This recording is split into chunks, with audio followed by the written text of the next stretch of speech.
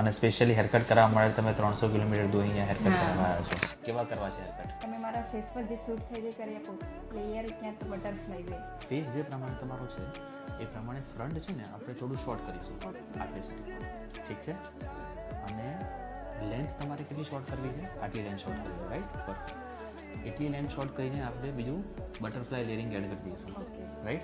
કે જેમાં તમારું કન્સર્ન જે છે લેયરિંગનું એ બી ફૂલફિલ થઈ જાય, સાથે સાથે તમારી લેન્થ બી મેન્ટેન રહે અને સાથે સાથે ડેન્સિટી બી હેવી લાગે. ઓકે, રેડી છો? તૈયાર છો ટ્રાન્સફોર્મેશન માટે? Let's go for this.